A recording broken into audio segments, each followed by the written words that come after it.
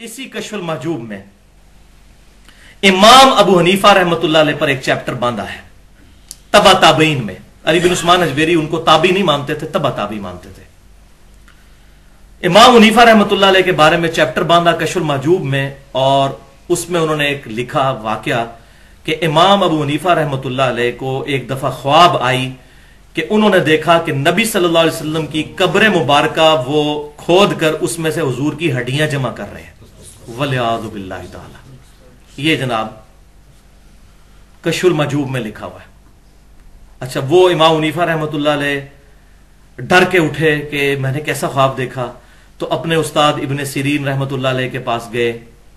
اب یہ واقعہ پتہ نہیں ہے کہ نہیں ہے، بل وہ جوڑا ہوا ہے، ایک واقعہ چل رہا ہے تو لکھا تو ہوا ہے نا، میں بیان تو کروں گا. تو ان کو کہا، تو انہوں نے کہا کہ آپ کے لیے تو اس خواب میں بڑی بشارت ہے کہ آپ نبی صلی اللہ علیہ وسلم کی سنتوں کو جمع کریں گے. سبحان اللہ. پھر وہ سننے والے کہتے ہیں سبحان اللہ. دیکھو جی، امام حنیفہ رحمۃ اللہ علیہ نے کتنا بڑا کارنامہ کیا، والعیاذ باللہ تعالی. نبی صلی اللہ علیہ وسلم کے بارے میں ایسا گستاخانہ خواب بیان کرنا، امام حنیفہ نے کوئی ایسا خواب نہیں دیکھا. وہ صحیح سند سے ثابت کریں، ان کی پہلے کوئی کتاب ہی ثابت کر دیں. اپنے بزرگوں کی شان کو بڑھانا ہے تو نبی صلی اللہ علیہ وسلم کو تختہ مشق کیوں بنایا؟ کیا دنیا میں کسی مسلمان کا یہ عقیدہ ہے کہ حضور صلی اللہ علیہ وسلم کی قبر میں ہڈیاں ہیں؟ والعیاذ باللہ تعالی.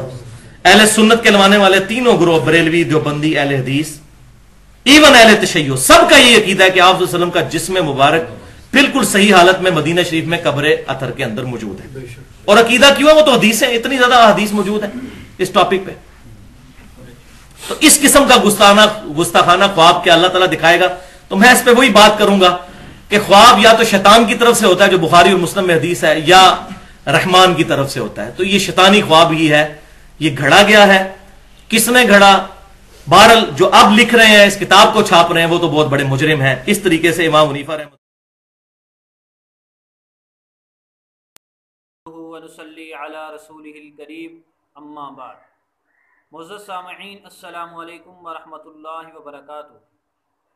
محمد علی مرزا نے حضرت امام اعظم ابو حنیفہ رحمۃ اللہ علیہ کے خواب پر اپنا جاہلانہ اعتراض کیا ہے، اور اپنے اعتراض میں اس نے بہت ساری باتیں کی ہیں. اس نے ایک بات تو یہ کی ہے کہ یہ خواب بھی کشف المحجوب سے نکلا ہے. یہ بات اس نے اس لیے کہی ہے تاکہ حضرت علی بن عثمان حجویری رحمۃ اللہ علیہ کی عظمت کو لوگوں کے دلوں سے کم کیا جائے. پہلے وہ ایک حدیث یا واقعہ کشف المحجوب سے لے لیتا ہے، پھر اس پر تنقید کرتا ہے، پھر طنز کے طور پر کہتا ہے کہ یہ کشف المحجوب سے نکلا ہے. دوسری بات اس نے یہ کی ہے کہ اس واقعہ کو جھوٹا قرار دیا ہے، بناوٹی قرار دیا ہے. اور ایک اور بات اس نے یہ کی ہے کہ اس خواب کو، اس واقعہ کو اس نے نبی پاک صلی اللہ علیہ وسلم کی گستاخی قرار دیا ہے. اور ساتھ ساتھ اس نے اس خواب کو غلط ثابت کرنے کے لیے یہ بھی مسلمانوں کا عقیدہ پیش کیا ہے کہ رسول پاک صلی اللہ علیہ وسلم کی قبر میں تو ہڈیاں ہیں ہی نہیں، اور اس خواب میں کہہ رہے ہیں کہ حضور پاک صلی اللہ علیہ وسلم کی ہڈیاں تھیں. ہم انشاءاللہ محمد علی مرزا کے اس بیان کا بہترین آپریشن کریں گے. آپ ہماری گفتگو کو مکمل پورے اطمینان کے ساتھ سنیے. پہلی بات اس نے یہ کی ہے کہ یہ واقعہ بناوٹی ہے، جعلی ہے، کشف المحجوب سے نکلا ہے. اس کی یہ بات بالکل غلط ہے. یہ واقعہ صرف کشف المحجوب میں نہیں ہے، بلکہ اس کے علاوہ بہت بڑے بڑے محدثین نے، بہت بڑے بڑے اسماء الرجال کے اماموں نے اپنی کتابوں میں نقل کیا ہے. مثال کے طور پر علامہ ابن عبد البر المالکی المتوفی 463 ہجری نے یہ واقعہ اپنی کتاب الانتقاء میں نقل فرمایا ہے.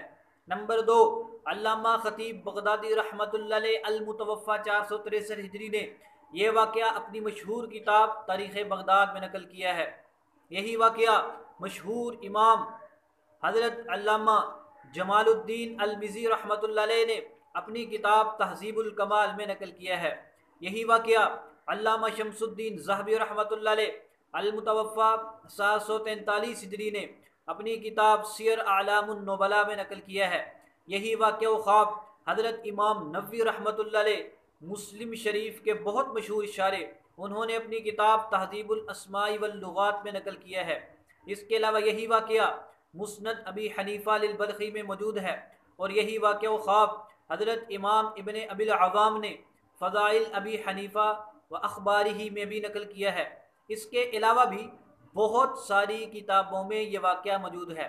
اس لیے اور یہ کہنا کہ یہ واقعہ بھی کشف المحجوب سے نکلا ہے، حضرت علی حجویری اور ان کی کتاب کی اہمیت کو لوگوں کے دلوں سے کم کرنے کے لیے یہ بات کہنا بالکل غلط اور باطل ہے۔ ان کے علاوہ یہ واقعہ بہت بڑے بڑے محدثین نے نقل کیا ہے، چند کے نام میں آپ کے سامنے پیش کر چکا ہوں۔ اس نے دوسری بات یہ کہی ہے کہ یہ واقعہ ثابت ہی نہیں ہے، گڑھا ہے، بنا بنایا ہے۔ معزز سامعین، یہ واقعہ بلا سند نہیں ہے، یہ موضوع بناوٹی نہیں، بلکہ اس واقعہ کی بہت ساری سندیں معتبر کتابوں میں موجود ہیں۔ آپ کے سامنے میں چند سندیں پڑھ دیتا ہوں، پہلے آپ سندیں سنیے۔ حضرت علامہ ابن عبد البر رحمۃ اللہ علیہ نے جو نقل کی ہیں، علامہ ابن عبد البر فرماتے ہیں قال ابو یعقوب وحدثنا احمد بن الحسن الدینوری قال حدثنا القاسم بن عباد قال حدثنا صالح بن محمد بن یوسف عن یوسف بن رزین عن ابی حنیفہ قال رأیت فی المنام۔ آگے علامہ ابن عبد البر فرماتے ہیں قال وحدثنا احمد بن الحسن، یہ انہوں نے حضرت امام ابو یعقوب کے واسطہ سے نقل کیا ہے۔ قال حدثنا القاسم بن عباد، آگے فرماتے ہیں وذکر علی محمد بن شجاع، اور انہوں نے ایک تیسری سند بھی بیان کی ہے، اس میں ہے احمد بن حسن، وہ فرماتے ہیں ہم سے بیان کیا شعیب بن ایوب نے، وہ فرماتے ہیں ہم سے بیان کیا عبد الحمید بن یحییٰ الحمانی نے، وہ کہتے ہیں ہم سے بیان کیا یوسف بن عثمان الصباغ نے، وہ کہتے ہیں کہ مجھ سے ایک آدمی نے بیان کیا۔ یعنی کہ حضرت علامہ ابن عبد البر رحمۃ اللہ علیہ نے الانتقاء میں اس واقعہ کی 3 سندیں بیان فرمائی ہیں۔ ان کے علاوہ یہی واقعہ حضرت علامہ خطیب بغدادی رحمۃ اللہ علیہ نے اپنی کتاب تاریخ بغداد میں بھی نقل کیا ہے، ذرا آپ اس کی سند بھی سن لیجئے۔ قال اخبرنا القاضی ابو بکر محمد بن عمر الداودی قال اخبرنا عبید اللہ بن احمد بن یعقوب المکری قال حدثنا محمد بن سلیمان الباغندی قال حدثني شعیب بن ایوب قال حدثني ابو یحییٰ الحمانی قال سمعت ابا حنیفہ۔ یہ ایک سند ہو گئی۔ دوسری سند میں فرماتے ہیں مجھ سے بیان کیا سامری نے، وہ فرماتے ہیں ہم نے قرات کی حسین بن ہارون پر، اور وہ روایت کرتے ہیں ابو العباس بن سعید سے، وہ کہتے ہیں ہم سے بیان کیا محمد بن عبداللہ بن سالم نے، وہ کہتے ہیں میں نے سنا اپنے باپ سے، وہ کہتے ہیں میں نے سنا ہشام بن مہران سے، انہوں نے پھر آگے یہی خواب بیان فرمایا ہے۔ لہذا اس کے علاوہ بھی اس کی سندیں فضائل ابی حنیفہ ابن ابی العوام میں اور مسند ابی حنیفہ للبلخی میں بھی موجود ہیں۔ سر دست ہم نے 2 سندوں کو سامنے رکھا ہے، ایک تو علامہ خطیب بغدادی رحمۃ اللہ علیہ کی سند، اور دوسری علامہ ابن عبد البر مالکی رحمۃ اللہ علیہ کی سند۔ آپ کے سامنے یہ سندیں آئی ہیں، اس سے پتہ چلتا ہے کہ یہ واقعہ بلا سند نہیں ہے۔ حضرت علی حجویری رحمۃ اللہ علیہ نے اگرچہ کشف المحجوب میں بغیر سند کے بغیر حوالہ کے نقل کیا ہے، تو اس کا یہ مطلب نہیں ہے کہ اس واقعہ کی سند ہی موجود نہیں ہے، اس کی سندیں موجود ہیں۔ آپ تاریخ بغداد میں بھی دیکھ سکتے ہیں جہاں پر حضرت امام ابو حنیفہ رحمۃ اللہ علیہ کے احوال ہیں، اور آپ الانتقاء فی فضائل الائمۃ الثلاثۃ الفقہاء، یہ کتاب علامہ ابن عبد البر مالکی رحمۃ اللہ علیہ کی ہے، اس میں بھی یہ واقعہ سندوں کے ساتھ موجود ہے۔ اب یہ تو ہو گئی دوسری بات کہ یہ واقعہ سندوں کے ساتھ موجود ہے۔ اب اگلی بات ہم نے یہ دیکھنی ہے، جیسے یہ کہہ رہا تھا یہ واقعہ جھوٹا ہے، بناوٹی یا گڑھا ہوا ہے، نہیں، اس واقعہ کی ایک سند جو حضرت علامہ خطیب بغدادی رحمۃ اللہ علیہ نے نقل کی ہے، وہ سند اس کی حسن ہے، ذرا ہم اس کے بارے میں گفتگو کرتے ہیں۔ خطیب بغدادی رحمۃ اللہ علیہ نے فرمایا کہ ہم سے بیان کیا ابوبکر محمد بن عمر الداودی نے، اس کا پہلا راوی ہے قاضی محمد بن عمر داودی، اس کے بارے میں تاریخ الاسلام ذہبی میں لکھا ہوا ہے ثقۃ امام، کہ یہ ثقہ امام ہے، تاریخ اسلام جلد 9 صفحہ نمبر 325۔ نمبر 2 راوی اس کا ہے عبید اللہ احمد بن یعقوب، عبید اللہ بن احمد بن یعقوب، اس کے بارے میں تاریخ اسلام ذہبی میں لکھا ہوا ہے وثقہ الازہری، اسے امام ازہری رحمۃ اللہ علیہ نے ثقہ قرار دیا ہے، تاریخ اسلام جلد 8 صفحہ نمبر 248۔ اس کا تیسرا راوی ہے محمد بن سلیمان الباغندی، یہ مقبول راوی ہے، اس سے 2 راوی روایت کرتے ہیں، اور ایسے راوی کی روایت اگر کسی صحیح روایت کے خلاف نہ ہو اور دوسرے راوی سے اس کی تائید ہوتی ہو تو ایسے راوی کی حدیث حسن ہوتی ہے اور مقبول ہوتی ہے۔ جیسے یہاں پر اس کے شعیب بن ایوب کے نیچے محمد بن سلیمان ہے، اور الانتقاء میں شعیب بن ایوب کے نیچے احمد بن حسن راوی ہے، لہذا وہ اس کا متابع ٹھہرا۔ اس کا اگلا راوی ہے شعیب بن ایوب۔ شعیب بن ایوب کے بارے میں علامہ ابن حجر عسقلانی رحمۃ اللہ علیہ نے اپنی کتاب تقریب میں لکھا، راوی نمبر 2794، یہ صدوق راوی ہے۔ اگلا راوی ہے ابو یحییٰ الحمانی، اس کے بارے میں علامہ ابن حجر عسقلانی رحمۃ اللہ لکھا کہ یہ صدوق راوی ہے، صدوق یخطئ، صدوق ہے لیکن کبھی کبھی غلطی کر جاتا ہے۔ تقریب التہذیب 3771 نمبر راوی ہے۔ اب اس کے بعد حضرت امام ابو حنیفہ رحمۃ اللہ علیہ، آپ تو ہیں ہی ثقہ، ابو خطیب بغدادی رحمۃ اللہ علیہ سے لے کر اس کے حضرت امام ابو حنیفہ رحمۃ اللہ علیہ تک سارے راوی معتبر ہیں، لہذا یہ سند حسن ہے۔ اور حسن سند کے ساتھ یہ واقعہ موجود ہے کہ جس طرح صحیح سند حجت ہوتی ہے اسی طرح حسن سند بھی حجت ہوتی ہے۔ لیکن اگر کوئی بندہ اس کی سند میں کوئی فالٹ نکالے، کوئی عیب بیان کر دے، تو اس کی خدمت میں عرض ہے کہ یہ واقعہ صرف ایک سند سے مروی نہیں ہے بلکہ کئی سندوں سے مروی ہے، جیسا کہ 5 سندیں آپ کے سامنے پیش کر دی ہیں۔ اور جو واقعہ حدیث کثرت طرق سے مروی ہو تو وہ روایت بھی حسن ٹھہرتی ہے، لہذا یہ واقعہ حسن بھی ہے اور صحیح بھی ہے۔ اب اس سے کیا پتہ چلا کہ حضرت امام ابو حنیفہ رحمۃ اللہ علیہ کا یہ واقعہ معتبر کتابوں سے معتبر سند کے ساتھ موجود ہے۔ اس لیے محمد علی مرزا پاگل جاہل کا یہ کہنا کہ یہ واقعہ ان کو خود بنایا ہوا ہے، پتہ نہیں کس نے گڑھا ہے، کہاں سے گڑھا ہے، کہاں لکھا ہوا ہے، یہ بات اس کی بالکل جھوٹی اور فضول اور باطل ہے۔ آگے اس نے، اب یہ تو ہو گئی اس کی سند اور اس کا متن۔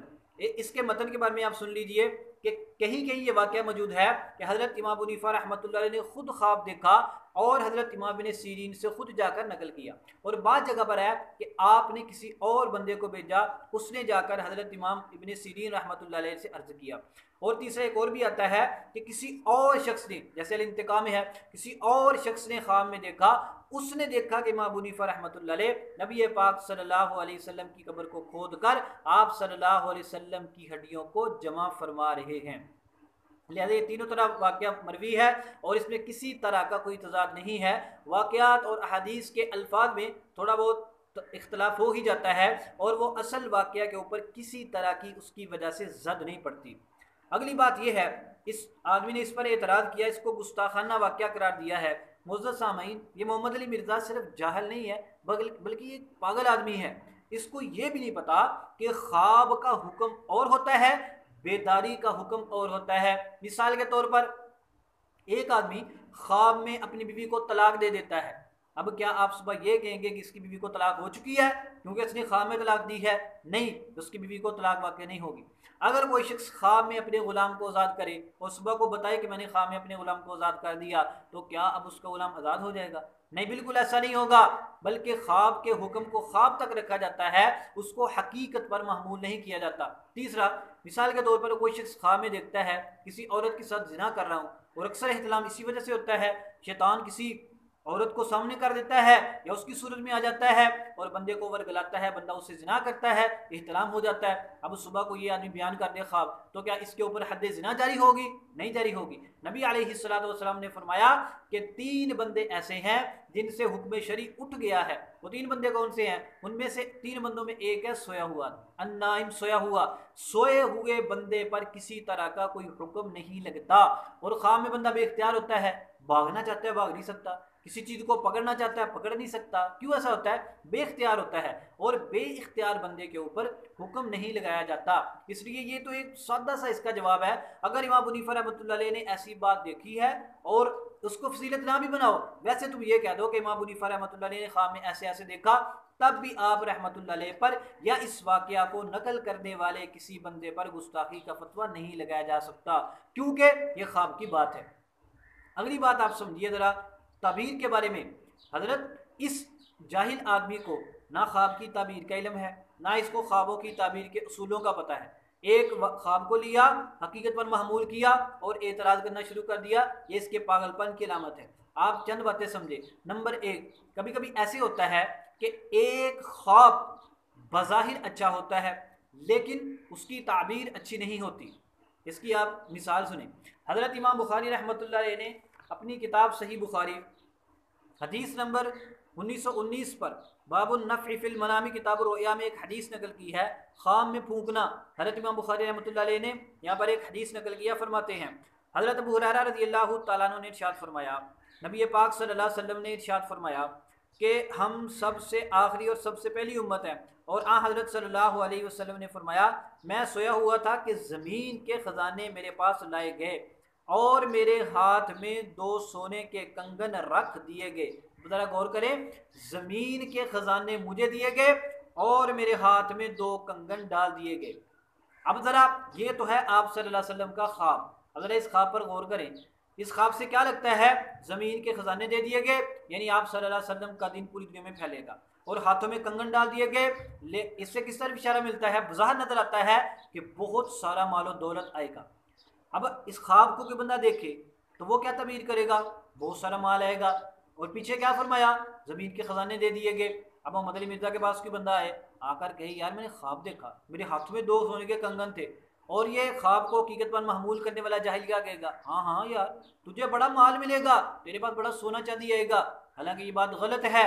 خوابوں کا بھی ایسا ہوتا ہے، خواب بظاہر اچھا ہوتا ہے لیکن اس کی تعبیر عمدہ نہیں ہوتی۔ اب آگے سنیے، آپ صلی اللہ علیہ وسلم نے فرمایا کہ جب میں نے یہ سونے کے 2 کنگن دیکھے خواب میں، جو تو مجھ پر بہت شاہ گزرا کہ یہ سونے کے کنگن میرے ہاتھ میں کہاں سے آ گئے، تو پھر مجھے وحی کی گئی کہ میں ان پر پھونک ماروں۔ میں نے پھونکا تو وہ اڑ گئے۔ پھر فرمایا کہ میں نے ان کی تعبیر کی 2 جوتوں کے ساتھ، ان میں سے ایک صنعاء کا تھا اور دوسرا یمامہ کا تھا، یعنی مسلمہ کذاب اور دوسرا نبوت کا جھوٹا دعوے دار۔ اب دیکھو خواب کے اندر کیا نظر آیا؟ سونا نظر کیا آ رہا تھا؟ مال ملے گا، لیکن تعبیر کیا نکلی کہ 2 انتہائی امت کو نقصان پہنچانے والے بندے آئیں گے۔ خواب بظاہر عمدہ تھا لیکن تعبیر کیسی عجیب نکلی، کیسی نقصان دہ نکلی۔ ایسا بھی ہو جاتا ہے کبھی۔ نمبر 2، کبھی ایسے ہوتا ہے خواب برا ہوتا ہے لیکن تعبیر اچھی ہوتی ہے۔ اس کے لیے آپ نے ایک واقعہ سنا ہوگا، بڑا مشہور ہے۔ حضرت ام فضل بنت حارث رضی اللہ تعالیٰ عنہ رسول پاک صلی اللہ علیہ وسلم کے پاس آئی۔ انہوں نے کہا یا رسول اللہ صلی اللہ علیہ وسلم میں نے بہت برا خواب دیکھا۔ رسول پاک صلی اللہ علیہ وسلم نے فرمایا کیا دیکھا؟ یا رسول اللہ بہت برا ہے۔ فرمایا بتاؤ تو صحیح کیا دیکھا؟ انہوں نے کہا کہ یا رسول اللہ صلی اللہ علیہ وسلم میں نے دیکھا کہ آپ کے بدن کا ایک ٹکڑا ٹوٹا اور آ کر میری گود میں گر گیا۔ اب ذرا اس خواب کو آپ حقیقت پر محمول کر کے دیکھیں، کیا مطلب نکلتا ہے کہ پتہ نہیں میں حضور پاک صلی اللہ علیہ وسلم کو کوئی نقصان پہنچا رہی ہوں، اس لیے وہ پریشان ہو گئی۔ اب خواب تھا برا لیکن اس کی تعبیر کیا ہے وہ ذرا سنیے۔ اس لیے کبھی کبھی خواب بظاہر برا ہوتا ہے لیکن اس کی تعبیر اچھی ہوتی ہے۔ اب محمد علی مرزا جیسے بندے کے سامنے یہ خواب بیان ہوتا، اس نے کیا کہنا تھا؟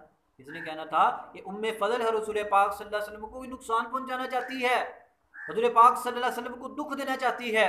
تو آپ صلی اللہ علیہ وسلم نے فرمایا کہ یہ تو پریشانی والا خواب نہیں ہے، اللہ تعالیٰ میری بیٹی فاطمہ کو ایک بیٹا عطا فرمائے گا اور وہ تیری گود میں آئے گا، تو اس کی پرورش کرے گا۔ یہ واقعہ مشکاہ شریف میں موجود ہے، مستدرک حاکم میں بھی موجود ہے اور مسند احمد میں بھی موجود ہے۔ تھوڑا بہت الفاظ کا اختلاف ہے، مفہوم یہی ہے۔ اور مسند احمد کی سند بالکل صحیح ہے، آپ اس کے حاشیہ میں اس کی تفصیل دیکھ سکتے ہیں۔ اب اس صحیح الاسناد واقعے سے کیا پتہ چلا کہ کبھی کبھی خواب برا ہوتا ہے لیکن اس کی تعبیر اچھی ہوتی ہے۔ یہ تو ہوگی ایک مثال۔ دوسری مثال صحیح بخاری مسلم میں ایک حدیث آتی ہے، اس میں فرمایا گیا کہ اگر کوئی بندہ خواب میں دیکھے قید ہے، اب خواب میں قید، اپنے آپ کو قید دیکھنا یہ بظاہر ایک بری چیز ہے، بیڑیاں ڈلی ہوئی ہیں، بندے کو پکڑا ہوا ہے، جکڑا ہوا ہے، اب دیکھنے میں تو ایک برا ہے لیکن اس کی تعبیر کیا ہے؟ یہ اس کی تعبیر میں فرمایا کہ دین میں ثابت قدمی کی طرف اشارہ ہے۔ دیکھو خواب کیا ہے؟ جکڑا جانا، اور تعبیر کیا ہے؟ دین میں ثابت قدمی۔ خواب برا، تعبیر اچھی، یہ صحیح بخاری اور مسلم دونوں میں ہے، اور اس میں اختلاف ہے یہ قول کس کا ہے۔ بعض رات فرماتے ہیں امام ابن سیرین کا ہے، بعض کو ابو ہریرہ کا قول کہتے ہیں، اور بعض نبی پاک صلی اللہ علیہ وسلم کی مرفوع حدیث کہتے ہیں۔ بہرحال کسی کا بھی قول ہو، تینوں صورتوں میں معتبر ہے۔ حضرت امام بخاری رحمۃ اللہ علیہ نے کتاب الرؤیا میں اس کو نقل کیا ہے اور ہلکی سی اس پر بحث بھی کی ہے۔ اب اس سے بھی یہ پتہ چلتا ہے کہ کبھی کبھی خواب بظاہر برا ہوتا ہے لیکن اس کی تعبیر اچھی ہے۔ تو ہم یہی کہتے ہیں کہ اگر حضرت امام ابو حنیفہ رحمۃ اللہ علیہ کے اس خواب کو برا سمجھا جائے تو امام ابن سیرین نے جو تعبیر فرمائی ہے وہ تو بہت اچھی ہے کہ حضور پاک صلی اللہ علیہ وسلم کی قبر کھودنا، آپ صلی اللہ علیہ وسلم کی ہڈیوں کو جمع کرنا، یہ اس بات کی طرف اشارہ ہے کہ یہ بندہ رسول پاک صلی اللہ علیہ وسلم کی سنتوں کو جمع کرے گا اور آپ صلی اللہ علیہ وسلم کے دین کو اتنا پھیلائے گا لم یسبقہ الیہ احد، کہ جتنا کسی اور نے نہ پھیلایا ہوگا۔ ایسے ہی ہوا حضرت امام اعظم ابو حنیفہ رحمۃ اللہ علیہ کے مقلدین میں بہت بڑے بڑے علماء، فقہا، صلحاء، اولیاء ہوئے ہیں اور انہوں نے ہزاروں لاکھوں لوگوں کو مسلمان کیا ہے، ہزاروں لاکھوں لوگوں تک کلمہ پہنچایا ہے، اور آج بھی الحمدللہ سب سے زیادہ دین کی خدمت علماء احناف ہی کر رہے ہیں۔ یہ حضرت امام اعظم ابو حنیفہ رحمۃ اللہ علیہ کی کرامت و سعادت ہے، یہ اسی خواب کی سچائی ہے جو آپ کے سامنے آج بھی ظاہر ہو رہی ہے۔ حضرت امام اعظم ابو حنیفہ رحمۃ اللہ علیہ نے کیا دیکھا کہ میں ہڈیوں کو جمع کر رہا ہوں۔ اب دیکھو حضرت امام ابن سیرین نے اس کی تعبیر کیا ارشاد فرمائی؟ تعبیر فرمائی رسول پاک صلی اللہ علیہ وسلم کی سنتوں کو زندہ کرے گا اور آپ صلی اللہ علیہ وسلم کے علم کو پھیلائے گا۔ اب ذرا دیکھو ہڈیاں، سنتیں، ذرا غور کریں رسول پاک صلی اللہ علیہ وسلم کی سنتیں کہاں سے نکلتی ہیں؟ آپ صلی اللہ علیہ وسلم کے بدن اطہر سے۔ آپ صلی اللہ علیہ وسلم کا نظریں جھکا کے چلنا، آپ صلی اللہ علیہ وسلم کی سنت۔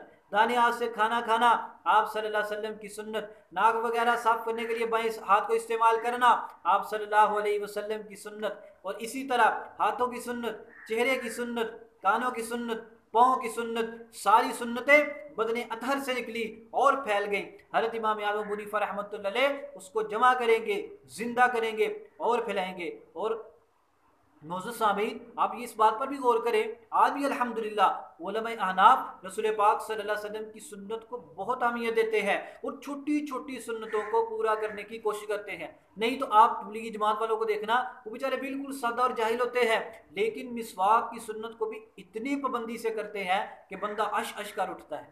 اور یہ جو ہے غیر مقلدین اور علی مرزا جیسے لوگ، ان کو صرف 2-4 حدیثیں نظر آتی ہیں، رفع یدین اور دوسری تیسری، انہی پر کہتے رہتے ہیں یہ حدیثوں کے دشمن ہے، سنتوں کے دشمن ہے۔ ان کی بات بالکل غلط ہے۔ سب سے زیادہ سنتوں کا اہتمام الحمدللہ علماء احناف کرتے ہیں۔ اب حضرت امام اعظم ابو حنیفہ رحمۃ اللہ علیہ کی یہ سعادت و کرامت ہے۔ اگلی بات سنیے، اس نے یہ کہا، دیکھو جی، کیا کسی کا عقیدہ ہے کہ رسول پاک صلی اللہ علیہ وسلم کی قبر میں آپ کی ہڈیاں موجود ہیں؟ اب کیا کرتا ہے؟ خواب کو حدیث اور عقیدے کے ساتھ ٹکرانے کی کوشش کر رہا ہے، حالانکہ یہ اس کی بالکل جہالت ہے۔ وہ پاگل خواب کو حقیقت پر کیوں محمول کرتا ہے؟ سنو، اس کا گرو زبیر علی زئی اپنے رسالہ الحدیث 65 نمبر رسالہ صفحہ نمبر 37 پر لکھتا ہے، اعتراض کیا منکرین حدیث نے، جیسے محمد علی مرزا ٹکرا رہا ہے نا، اس طرح منکرین حدیث نے بھی اعتراض کیا اپنی کم عقلی کی وجہ سے۔ انہوں نے کہا ایک حدیث میں آتا ہے کہ دجال مکہ اور مدینہ میں داخل نہیں ہو سکتا، اور دوسری حدیث میں آتا ہے رسول پاک صلی اللہ علیہ وسلم نے خود فرمایا کہ میں نے دجال کو خانہ کعبہ کا طواف کرتے دیکھا۔ لو جی، حدیث اور خواب آپس میں ٹکرا گئے۔ اب ذرا سنیے، جیسے ان لوگوں نے جہالت کی وجہ سے اعتراض کیا، اسی طرح محمد علی مرزا نے جہالت کی وجہ سے اعتراض کیا۔ اب یہ اس کا جو جواب زبیر علی زئی نے دیا ہے نا، وہ ذرا سنیے، شاید محمد علی مرزا کو وہی سمجھ آ جائے۔ کہتے ہیں اور جس حدیث میں آیا ہے کہ آپ صلی اللہ علیہ وسلم نے خواب میں دیکھا کہ دجال بیت اللہ کا طواف کر رہا ہے، حضرت مطلب کہتے ہیں اس کا مطلب یہ ہے کہ دجال اپنی فوجوں کے ساتھ سرزمین مکہ اور مدینہ کو گھیر لے گا، لیکن یاد رہے کہ وہ مکہ اور مدینہ میں داخل نہیں ہو سکتا۔ آگے کیا کہتا ہے؟ خواب کی ہر بات ظاہر پر محمول نہیں ہوتی، خواب کی ہر بات ظاہر پر محمول نہیں ہوتی۔ حضرت صاحب اسی طرح وہاں پر ہے، امام اعظم ابو حنیفہ رحمۃ اللہ علیہ نے ہڈیاں جمع کی اور تو کہتا ہے کس کا عقیدہ ہے کہ وہاں پر ہیں؟ تجھے کس پاگل نے کہا کہ تو خواب کو حقیقت پر معمول کر؟ یہ منکرین حدیث سے سیکھا ہے۔ ایک خواب کو لو، ایک حدیث کو لو، دونوں کو ٹکراؤ اور امت کو احادیث سے دور کرو۔ جس طرح انہیں خواب کو لیا، حدیث کو لیا، آپس میں ٹکرا دیا اور امت کو ائمہ اور اولیاء سے دور کر رہا ہے، یہ تیری بے وقوفانہ حرکت ہے۔ تو ہماری نہیں مانتا نہ مان، یہ زبیر علی زئی کی بات ہی سمجھ جا۔ آگے جی ایک اور واقعہ، اس نے کہا جی ہڈیوں کا عقیدہ، ہڈیوں کا عقیدہ، اس کے لیے بطور فقیہ کی عرض ہے۔ ایک واقعہ آتا ہے مسند ابی اعلیٰ، مستدرک حاکم، صحیح ابن حبان وغیرہ میں، اور وہ واقعہ وفات النبی صلی اللہ علیہ وسلم کتاب میں امام نسائی نے بھی نقل کیا ہے، اور اس کا ترجمہ اور اس کی جو تحقیق و تخریج ہے وہ اس کے بڑے معتبر آدمی غلام مصطفیٰ ظہیر امن پوری نے بھی کی ہوئی ہے۔ اس میں ایک واقعہ لکھا ہوا ہے، کیا رسول پاک صلی اللہ علیہ وسلم ایک عرابی کے پاس گئے، اس نے آپ صلی اللہ علیہ وسلم کا اکرام کیا، آپ صلی اللہ علیہ وسلم نے فرمایا کوئی حاجت ہو؟ اس نے کہا جی ایک اونٹنی دے دیجئے اور چند بکریاں دے دیجئے۔ تو آپ صلی اللہ علیہ وسلم نے فرمایا کیا تو عاجز ہے؟ زیادہ عاجز ہے بنی اسرائیل کی بوڑھی سے بھی؟ اور دوسری بات میں ہے کہ کیا تم بنی اسرائیل کی بوڑھیوں سے بھی زیادہ عاجز ہو؟ لوگوں نے پوچھا یا رسول اللہ یہ کیا معاملہ ہے؟ تو پھر آپ صلی اللہ علیہ وسلم نے ایک واقعہ بیان کیا، اس کا مفہوم بتا رہا ہوں کہ حضرت موسیٰ علیہ السلام بنی اسرائیل کو لے کر نکلے مصر سے، راستہ بھول گئے، تو ان کے علماء نے کہا کہ اصل میں حضرت یوسف علیہ السلام سے ہم نے وعدہ کیا ہوا تھا، یعنی ہمارے بڑوں نے، کہ جب ہم مصر سے نکلیں گے تو آپ کی میت مبارک کو بھی ساتھ لے کر چلیں گے۔ تو حضرت موسیٰ نے فرمایا ٹھیک ہے بتاؤ حضرت یوسف علیہ السلام کی قبر کدھر ہے؟ تو انہوں نے کہا کہ بنی اسرائیل کی ایک بوڑھی عورت کو پتہ ہے۔ اب حضرت موسیٰ علیہ السلام اس کے پاس چلے گئے، اس سے جا کر کہا کہ مجھے بتاؤ اس کی حضرت یوسف علیہ السلام کی قبر کدھر ہے؟ اس عورت نے کہا میں تو نہیں بتاتی، پہلے مجھے اس پر اجرت دو۔ حضرت نے پوچھا کیا لوگی؟ کہنے لگی کہ جنت میں آپ کا ساتھ چاہتی ہوں۔ حضرت موسیٰ علیہ السلام کو یہ بات ناگوار گزری، تو اللہ تعالیٰ نے فرمایا کہ جو مانگتی ہے اس کو دے دو۔ انہوں نے کہا ٹھیک ہے، تو پھر ان کو ایک چشمے پر لے گئی اور وہاں پر جا کر اس نے کہا اس کا پانی خشک کرو، پانی خشک کیا، پھر اس نے کہا اس کو کھود دو۔ آگے پتہ کیا الفاظ ہے؟ وَاسْتَخْرِجُوا عِظَامَ یُوسُفَ، انہوں نے کنویں کا پانی خشک کیا، اس کو کھودا، وہاں سے یوسف علیہ السلام کی ہڈیوں کو نکالا، وہاں سے یوسف علیہ السلام کی ہڈیوں کو نکالا، وہاں سے یوسف علیہ السلام کی ہڈیوں کو، محمد علی مرزا غور سے سن، اس کی سند بھی صحیح ہے، ہڈیوں کو نکالا، ہڈیوں کو۔ اب اگر اس حدیث کو اتنا ہی یہاں پر چھوڑ دو، اس کا کوئی اور مفہوم تفسیر بیان نہ کرو، تو اب اس کا کیا مطلب بنے گا؟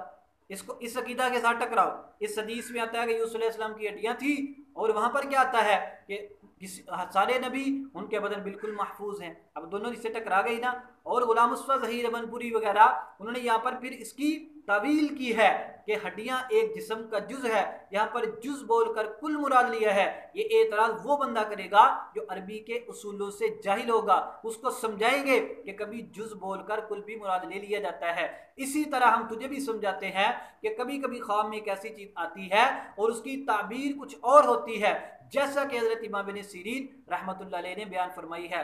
لہذا میرے پیارے بھائیوں، محمد علی مرزا کا لوگوں کو علماء سے اور اولیاء سے دور کرنا یہ اس کی بالکل فضول اور باطل کوشش ہے۔ ہم اس کو انشاءاللہ توڑتے رہیں گے۔ تو آپ نے اس اصول کو ذہن میں رکھنا ہے کہ کبھی خواب برا ہوتا ہے، تعبیر اچھی ہوتی ہے، جیسا کہ میں آپ کے سامنے واقعات بیان کر چکا ہوں۔ لہذا محمد علی مرزا کا اس وقت گستاخانہ کہنا اس کی جہالت اور بیوقوفی ہے۔ اور پاگل بندے یہ بتا، علامہ ابن عبد البر، علامہ خطیب بغدادی، جمال الدین مزی، امام نووی، شمس الدین ذہبی، ان سب کو گستاخ ہو گے۔ پھر آخر میں کہتا ہے ایسی کون بندہ اٹھے گا ایسی کتابوں کو جلا دے؟ تو جلا تہذیب الکمال کو، الانتقاء کو، خطیب بغدادی کی کتاب کو، علامہ سیر اعلام النبلاء کو جلا۔ اگر ان کو جلا دے گا تو جرا تعدیل جاننے کے لیے لوگ تیرے باپ کے پاس آئیں گے؟